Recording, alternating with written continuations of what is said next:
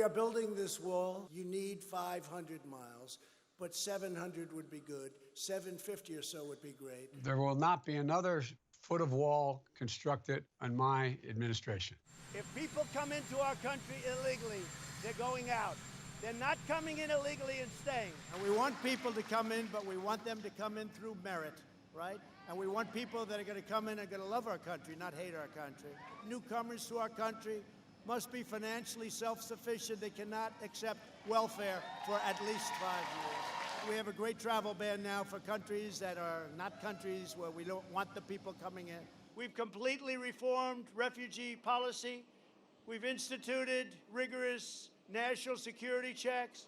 We've protected religious minorities, and we've shifted refugee admissions away from terror-afflicted nations like Syria and Somalia. I'm going to make sure that we have border protection, but it's going to be based on making sure that we use high-tech capacity to deal with it. First thing I'm going to do, and I've already written, send to the United States Congress a path to citizenship for 11 million undocumented folks. We're going to restore our moral standing in the world and our historic role as a safe haven for refugees and asylum seekers and those fleeing violence and persecution.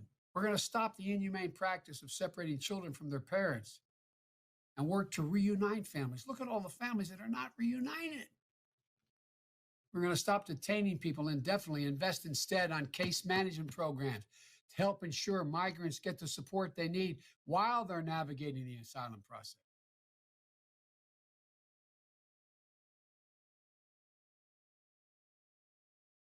The Biden foreign policy agenda will place America back at the head of the table, working with our allies and our partners. As long as I'm president, we will always put America first.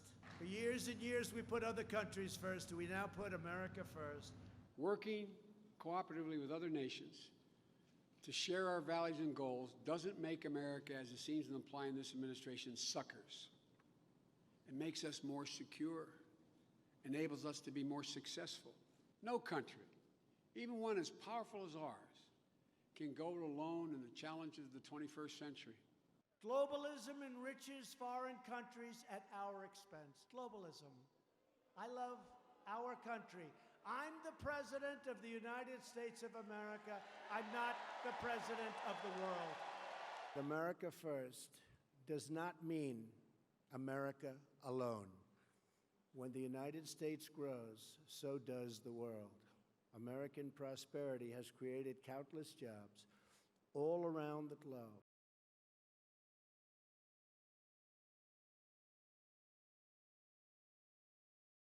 Won't stop until we beat the NRA. And it will not stop until we ban killer assault weapons, until we hold gun manufacturers liable. There is a mental illness problem that has to be dealt with. It's not the gun that pulls the trigger. It's the person holding the gun.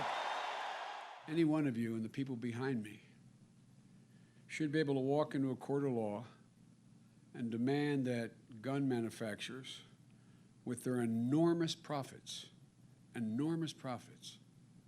be held accountable for the carnage that they're responsible for inflicting on our society.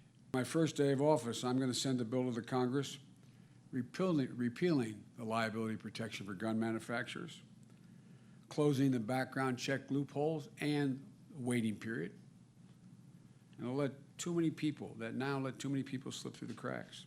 We're looking at background checks, and we're looking at putting everything together in a unified way so that we can have something that's meaningful. At the same time, all of us want to protect our great Second Amendment. We must make sure that those judged to pose a grave risk to public safety do not have access to firearms, and that if they do, those firearms can be taken through rapid due process. That is why I have called for red flag laws, also known as extreme risk protection orders.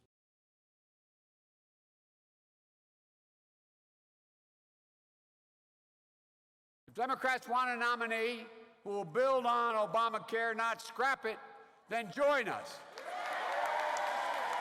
We're now one step closer to liberating our citizens from this Obamacare nightmare. Now we need to finish the job. Ensure that every single American has a choice in affordable health care, covered by a public option, a Medicare-like option. If you negotiated an agreement for health care with your employer, union or otherwise, and you like it because you've given up wages to get it, you can keep it. It should be your choice. But if you don't like it, you can leave it by increasing the subsidies for middle-class people to buy into it. It will significantly reduce the cost of prescription drugs. And for the first time, it will force insurers to compete for your business, not just with each other, but with a public competitor. And we are defending your right to keep the doctor and to keep your plan of choice. We killed the individual mandate, which is the most unbelievable, horrible. And it's not really Obamacare anymore, but we're running the hulk of it. And we're trying to kill it entirely, and then we will put it back. You'll have great health care. You've been in office 3.5 years. You don't have a plan. Well, we haven't had, excuse me, you heard me yesterday.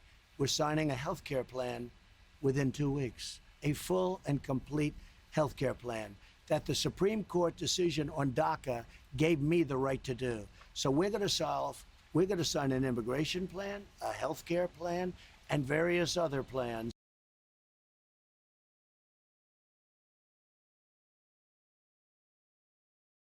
Every governor should mandate mandatory mask wearing.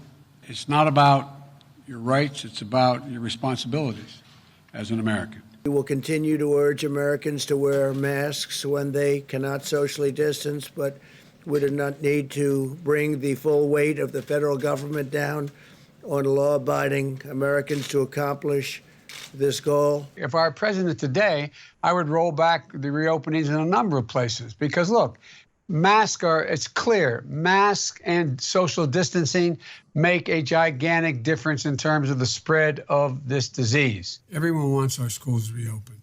The question is how to make it safe, how to make it stick. Forcing education students back into a classroom in areas where the infection rate is going up or remaining very high is just plain dangerous. Testing, testing, testing. More testing is not only how you find more cases of coronavirus, Mr. President. It's how you stop the coronavirus cases. Testing followed by rigorous contact tracing. Yeah, I think schools have to open. We want to get our economy going. I think it's a very important thing for the economy to get the schools going. No, we don't want the schools shut down. We want the schools to open. And especially very young children handle it, all children, but especially very young children handle it very well. So we want schools open. Those shutdowns are very punitive, very punitive. They hurt a lot of people in a lot of different ways, through depression, through suicide, through so many other things, alcohol, drugs. Every time you test, you find a case, and it gets reported in the news. We found more cases. If instead of 50 we did 25, we'd have half the number of cases. So I personally think it's overrated, but I am totally willing to keep doing it.